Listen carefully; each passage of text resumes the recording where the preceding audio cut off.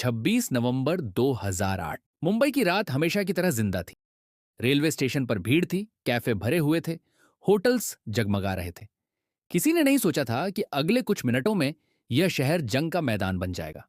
सिर्फ 10 आतंकवादी, लेकिन पूरे शहर को 60 घंटों तक बंधक बना देंगे। गोलियों की आवाज, आग की लपटें, चीखते लोग और टीवी पर लाइव चलता हुआ डर। यह सिर्फ हमला नहीं था, यह भारत के दिल पर वार था। लेकिन उस रात डर के सामने कुछ लोग खड़े भी हुए।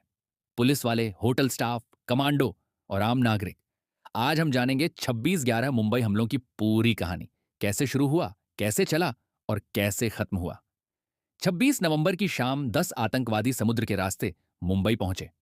उन्होंने रास्ते में एक मछली पकड़ने वाली नाव पर कब्जा किया, उसके लोगों को मार दिया और फिर छोटी नावों से शहर के किनारे उतर गए। उनके पास AK-47 राइफलें, ग्रेनेड और सैटेलाइट फोन थे। सब कुछ पहले से प्लान किया गया था। रात लगभग 9:20 पर पहला हमला हुआ। जगह थी छत्रपति शिवाजी टर्मिनस, जिसे आज CSMT कहा जाता है। हजारों लोग प्लेटफॉर्म पर थे। अचानक गोलियां चलने लगीं। लोग समझ ही नहीं पाए कि क्या हो रहा है। कुछ सेकंड में स्टेशन अफरा तफरी से भर गया। लोग भाग रहे थे, गिर रहे थे, छिप रहे थे।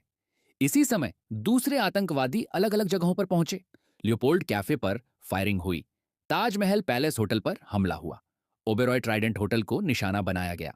नरीमन हाउस, जो एक यहूदी केंद्र था, वहां भी कब्जा कर लिया गया। मुंबई के कई हिस्सों में एक साथ हमला होने से पुलिस भी पहले समझ नहीं पाई कि कितनी बड़ी साजिश चल रही है। ताज होटल में लोग डिनर कर रहे थे। अचानक गोलियां चलीं, फिर धमाके हुए। कुछ ही देर में होटल के अंदर आग लग गई। धुआं भरने लगा। लोग कमरों में छिप गए। कई मेहमानों को होटल स्टाफ ने अपनी जान जोखिम में डालकर बाहर निकाला। कुछ कर्मचारियों ने मेहमानों को बचाते हुए अपनी जान दे दी। ओबेरॉय होटल में भी लोग बंधक बना लिए गए। नरीमन हाउस में भी कई लोग फंस गए। पूरी दुनिया टीवी पर यह सब लाइव देख रही थी। मुंबई की रात अब खौफ की तस्वीर बन चुकी थी। उधर मुंबई पुलिस तुरंत मैदान में उतरी। कई पुलिसकर्मी साधारण हथियारों के साथ आतंकियों का सामना कर रहे थे। एंटी टेरर स्क्वाड प्रमुख हेमंत करकरे, अशोक कामटे और विजय सालस्कर ऑपरेशन के दौरान शहीद हो गए। उनके बलिदान को आज भी याद किया जाता है।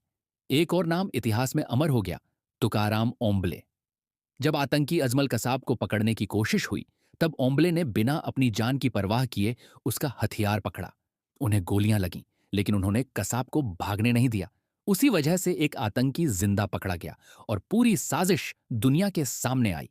अब देश की सबसे बड़ी जिम्मेदारी थी बंधकों को बचाना और आतंकियों को खत्म करना। दिल्ली से नेशनल सिक्योरिटी गार्ड यानी NSG कमांडो मुंबई भेजे गए। कमांडो ने ताज, ओबेरॉय और नरीमन हाउस में ऑपरेशन शुरू किया। हर कमरे में खतरा था, हर दरवाजे के पीछे मौत छिपी हो सकती थी। 27 नवंबर और 28 नवंबर को लगातार मुठभेड़ चलती रही।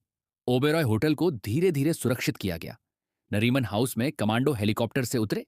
वहां भीषण ऑपरेशन चला। ताज होटल सबसे कठिन मोर्चा बना रहा, क्योंकि आतंकवादी अंदर छिपकर जगह बदल रहे थे और आग भी लगी हुई थी। 29 नवंबर की सुबह लगभग 60 घंटे बाद आखिरी आतंकी भी मार गिराया गया। ताज होटल पर फिर से भारत का झंडा लहराया। ऑपरेशन खत्म हुआ, लेकिन शहर हमेशा के लिए बदल चुका था। इस हमले में 166 लोग मारे गए और 300 से ज्यादा घायल हुए। इनमें भारतीय नागरिकों के साथ विदेशी नागरिक, पुलिसकर्मी और सुरक्षा जवान भी शामिल थे। पूरा देश शोक में डूब गया। जिंदा पकड़ा गया आतंकी अजमल कसाब अदालत में पेश हुआ। लंबी कानूनी प्रक्रिया के बाद उसे दोषी पाया गया और 2012 में फांसी दी गई। 26/11 ने भारत को बहुत कुछ सिखाया। तटीय सुरक्षा मजबूत की गई। बड़े शहरों में NSG हब बनाए गए। सुरक्षा एजेंसियों के बीच तालमेल बढ़ाया गया। लेकिन सबसे बड़ी सीख थी, आतंक डर फैला सकता है, पर किसी देश की हिम्मत नहीं तोड़ सकता। मुंबई ने उस रात बहुत कुछ खोया, लेकिन हार नहीं मानी।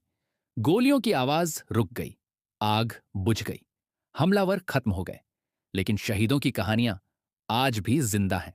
और 26/11 सिर्फ एक तारीख नहीं, भारत की याद, दर्द और साहस का प्रतीक है।